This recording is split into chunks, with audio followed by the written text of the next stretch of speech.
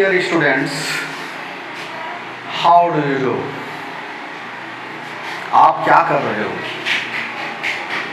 We are going to study interference through thin film. आप लोगों ने देखा होगा जब किसी आईडी सरफेस पे तो आप लोगों को एक चमकदार वहाँ पे एक पैटर्न दिखता होगा जो रेड, ब्लू, येलो यानी मल्टी कलर्ड आपको फिल्म दिखती होगी। आप सभी ने ऑब्जर्व किया होगा।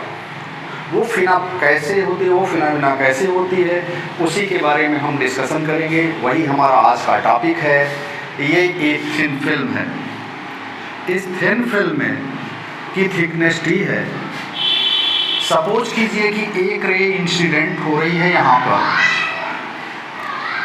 और इस सरफेस पे पार्टली जो है वो रिफ्लेक्ट हो जा रही है और पार्टली जो है वो ट्रांसमिट हो जा रही है।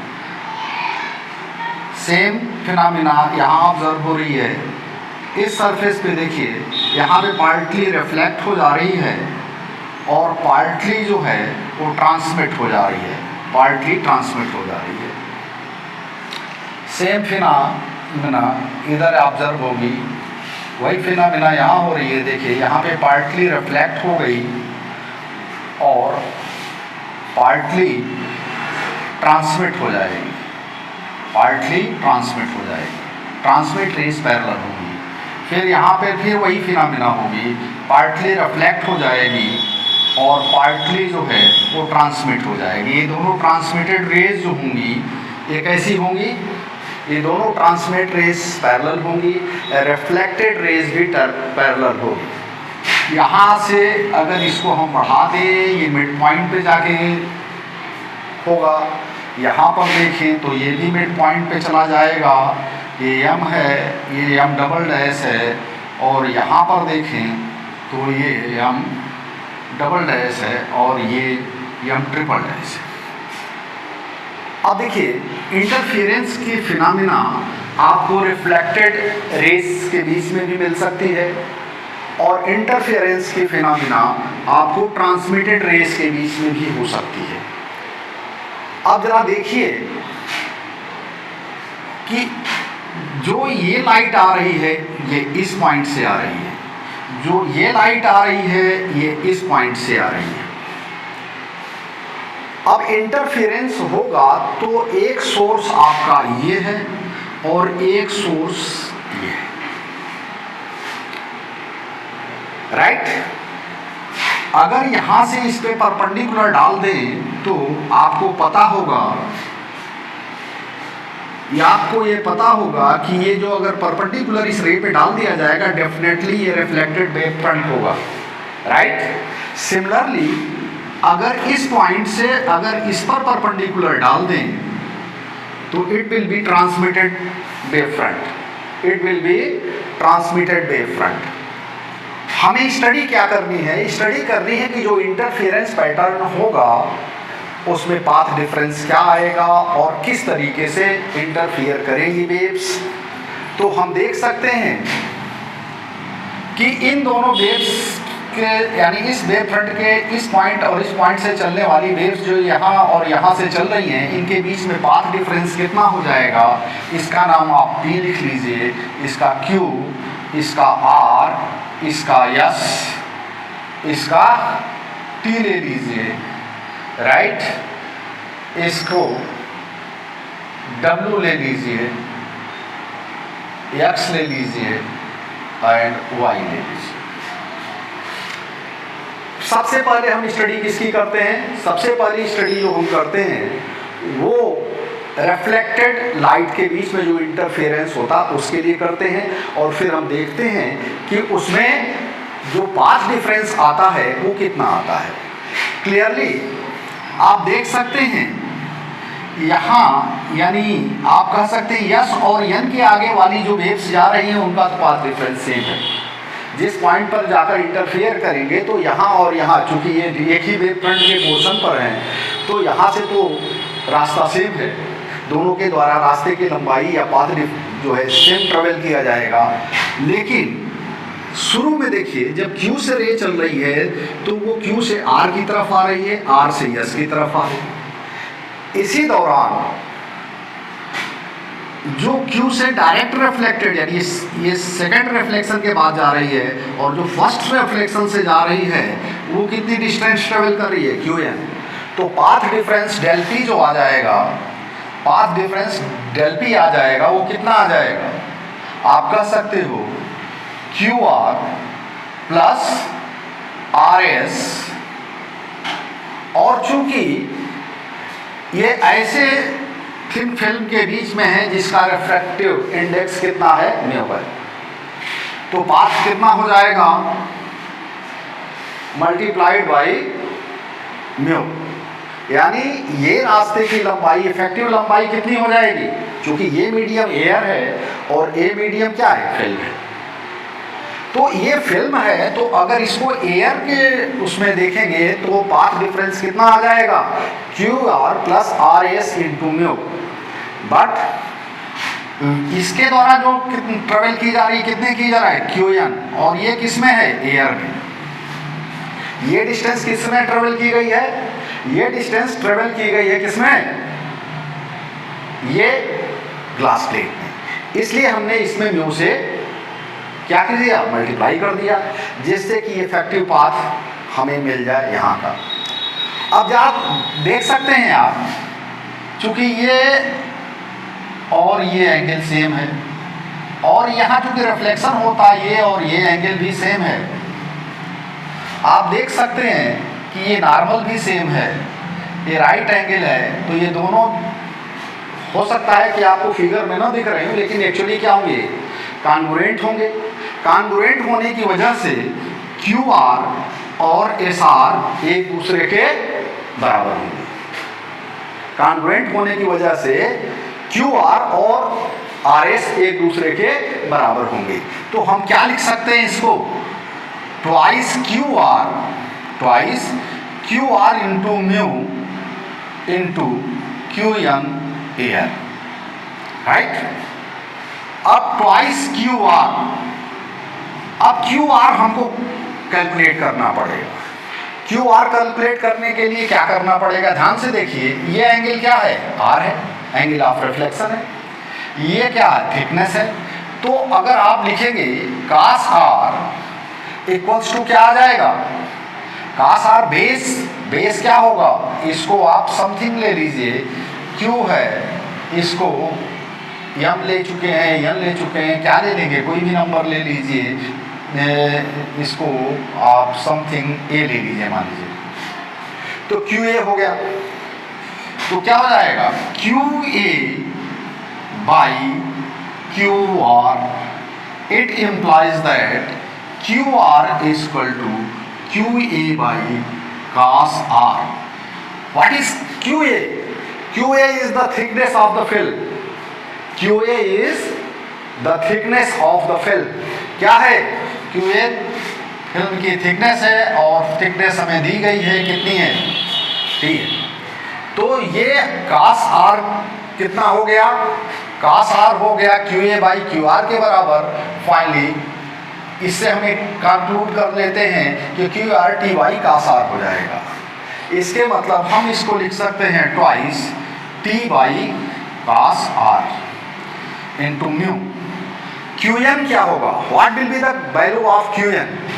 आप यहां से देखिए, ये एंगल क्या है, I है, ये वाला एंगल क्या है, वो भी आप I ही मान सकते हो, क्योंकि angle of incidence angle of reflection के बराबर होता है। तो आप कह सकते हो कि ये अगर I है तो ये भी I होगा। इसका मतलब क्या हो गया, ये वाला 90 माइनस I होगा, यानी ये वाला क्या हो जाएगा, I हो जाएगा। अगर हम इसको ले लें तो साइन I इक्वल्स टू क्या हो जाएगा, QN upon QS, QN upon QS। QN आपका परपेंडिकुलर है और QS क्या है, QS क्या है, हाइपोटेनस है। QS क्या है, हाइपोटेनस है। राघवेंद्र सुनाई पड़ रहा है, Raghavendra are you there are not? तो अब देखिए sine i equals to q n upon q s. हमें क्या निकालना था? हमको निकालना था क्यू एन। तो क्यू एन क्या हो जाएगा? Q s into sine i. Now we have to calculate q s. अब चूंकि ये और ये कैसे हैं? कॉन्ग्रुएंट है। तो कॉन्ग्रुएंट है तो क्यू एम और एसम भी एक दूसरे के बराबर होंगे। इट मीन्स आप कह सकते हैं कि जो ये क्यू एस होगा ट्वाइस ऑफ क्यू एम होगा। ट्वाइस ऑफ क्यू एम होगा। कितना होगा? Twice of Q M sine i. इतना क्लियर हो गया? कोई दिक्कत, कोई डाउट, कोई शक या सवाल? अगेन अब हम लोग क्यू एम निकालने की कोशिश करते हैं। क्यू एम निकालने के लिए क्या है? ये what is this angle? This angle is r. और tan आर क्या हो जाएगा? tan आर हो जाएगा आपका क्यू एम। देखिए tan आर क्या हो जाएगा? देखिए tan आर क्या हो जाएगा? ये आपका परपेंडिकुलर है और ये आपका बेस है आर एम। क्यू एम तो हमें फाइंड आउट ही करना है। आर एम क्या है? Thickness of the film. Q m क्या है? Thickness of the film. यानी क्यू एम को हम क्या लिख सकते हैं? टी tan और। क्या लिख सकते हैं? टी tan और। अब क्यू एम जब निकल गया तो हमें क्या निकालना है? एक्चुअली हमें क्यू एम निकालना था। It implies that Q M equals to twice T tan r into sine i. Into sine i. कोई दिक्कत? अच्छा, अब पाथ डिफरेंस हमको निकालना है तो हम क्या करेंगे? क्यू एन की यहां वैल्यू रख देंगे twice T tan r sine i. कोई दिक्कत? कोई दिक्कत नहीं। अब इसको हम लोग क्या लिख सकते हैं? ट्वाइस टी का सार। म्यू की जगह पे हम लोग क्या लिख सकते हैं? Sine i upon sine r. लिख सकते हैं या नहीं लिख सकते? लिख सकते हैं या नहीं लिख सकते? इक्वल टू क्या हो जाएगा? 2t sine r upon cos r into sine i. आप देख सकते हो कि 2t upon cos r into sine i पूरे में कॉमन हो रहा है। हो रहा? तो हम क्या कर सकते हैं? हम इसमें से कॉमन ले लेंगे 2t by cos r sine i और हमारे पास बच क्या जाएगा? 1 upon sine r. 1 upon sine r minus sine of r. Clear? कोई दिक्कत? राघवेंद्र क्लियर हो रहा? अब इसको हम क्या लिख सकते हैं? लिख सकते हैं twice t cos of r sine i 1 minus sine square r upon sine of r. Any problem? नहीं प्रॉब्लम। फर्दर अब इसको हम क्या करेंगे? Twice t upon cos r sine i upon sine r और ये क्या हो जाएगा? Cos square are.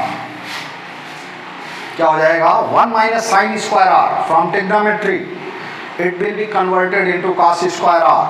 Now this and this will be cancelled out. What is this one?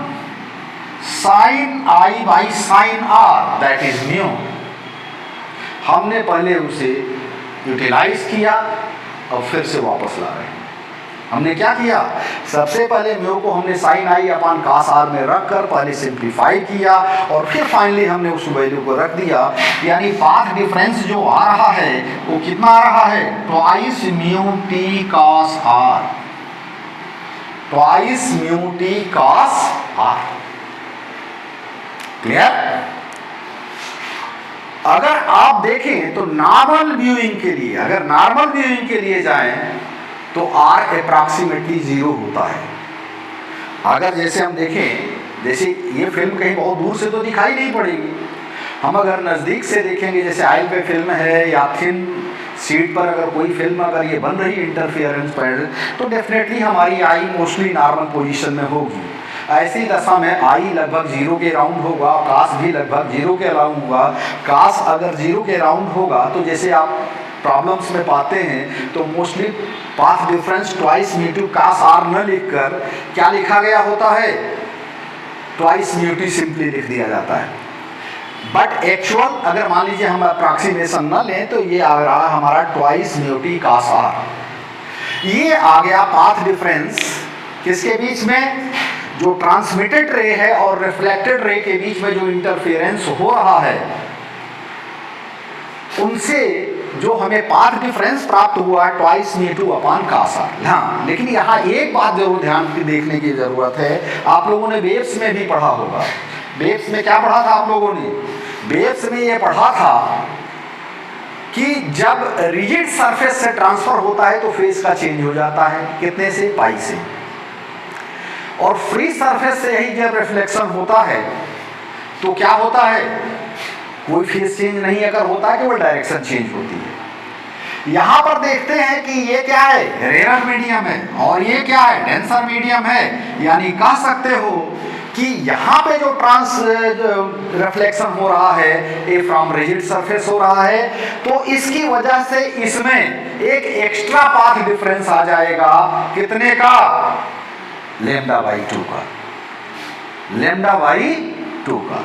क्योंकि फेज चेंज होगा पाई बाई 2 से, ये तभी होगा। देखिए हम लोग जानते हैं, आपने वेव में पढ़ा होगा, phase difference equals to twice pi upon del x. Del x what is या del P? What is? Del P is the path difference. अगर आपका पाथ डिफरेंस लैम्डा बाई 2 हो जाए, आप देख सकते हैं क्या हो रहा है? पाई का फेज डिफरेंस यानी अपोजिट फेज में आ जाएंगी और इसी वजह से हमने पाथ डिफरेंस में लैम्डा बाई 2 क्या किया है? अब ये path difference, extra path difference किस में आया है? क्यूएन में। और क्यूएन हमारे मेन में से क्या हो रहा है? सबट्रैक्ट हो रहा है। तो जो पाथ डिफरेंस उसमें एक्स्ट्रा एडिशन इसमें इस वाले में लैम्डा बाई 2 का आना चाहिए। वास्तव में हमको q n air plus lambda by 2 लिखना चाहिए, क्योंकि रिफ्लेक्शन से जो रिजिड सरफेस से रिफ्लेक्शन होगा उसमें extra path difference lambda by 2 का आएगा। फेज चेंज किसका आ जाता है? पाई का। या पाथ डिफरेंस के टर्म्स में अगर इसी बात को बोले तो किस में आ जाएगा? लैम्डा बाई 2 का। तो हम कह सकते हैं कि जो एक्चुअल पाथ या इफेक्टिव पाथ डिफरेंस होगा,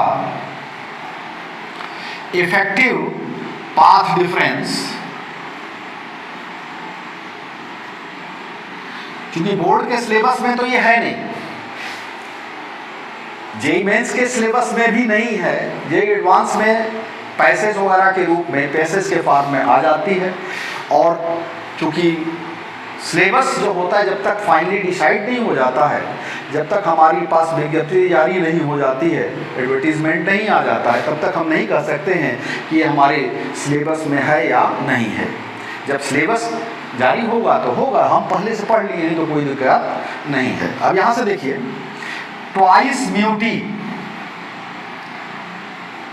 कास r minus lambda by 2।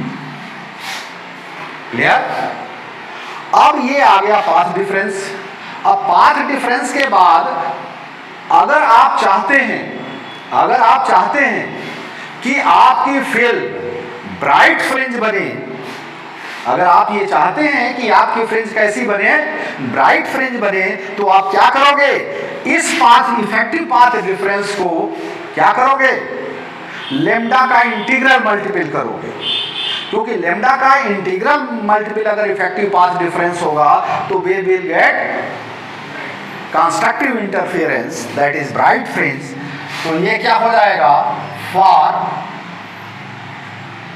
Constructive interference, constructive interference, for constructive interference twice mu T cos r minus lambda by 2 equals to n lambda, or twice mu t cos r is equal to n lambda plus lambda by 2, or lambda n plus half, or twice n plus 1 lambda by 2। यानी कहने का मतलब यह है कि हमें constructive interference का प्राप्त होगा जब twice mu T cos r जो होगा twice n plus 1 lambda by 2, it means lambda by 2 का आड इंटीग्रल मल्टीपल होना चाहिए, आड इंटीग्रल मल्टीपल होना चाहिए। अगर इसी बात को हम यूं देखें कि हमें डिस्ट्रक्टिव इंटरफेरेंस चाहिए, डिस्ट्रक्टिव इंटरफेरेंस के लिए हमारा जो इफेक्टिव पाथ डिफरेंस होगा क्या होना चाहिए, फॉर डिस्ट्रक्टिव इंटरफेरेंस जो हमारा इफेक्टिव पार्ट होना चाहिए वह कैसा होना चाहिए, लेम्डा बाई 2 का आड इंटीग्रल मल्टीपल, यानी for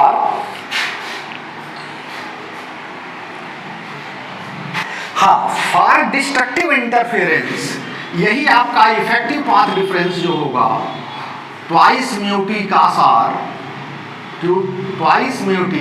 cos r minus lambda by 2 must be equal to twice n minus 1 of lambda by 2, that is twice mu T cos r equals to twice n minus 1 of lambda by 2 plus lambda by 2, that is twice n minus 1 plus 1 lambda by 2, that is equals to n lambda, that is for destructive interference। सुनने में अजीब सा लग रहा है but सही है। Destructive interference कब होगा, जब twice mu T cos r lambda का इंटीग्रल मल्टीपल हो। ऐसा क्यों हो रहा है, चूंकि रिजिड बाउंड्री से जब रिफ्लेक्शन हो रहा है तो extra addition of lambda by 2 का आ रहा है, जिसकी वजह से ट्वाइस म्यू टी r जब लेम्डा का इंटीग्रल मल्टीपल होगा तो वहां हमें डिस्ट्रक्टिव इंटरफेरेंस मिलेगा।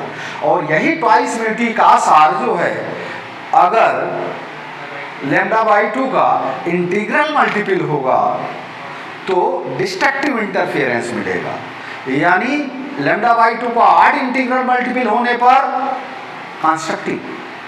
Twice mu T cos r जो है अगर लेम्डा बाई 2 का आड इंटीग्रल मल्टीपल हो रहा है तो कंस्ट्रक्टिव मिलने जा रहा है, unlike as we have study earlier.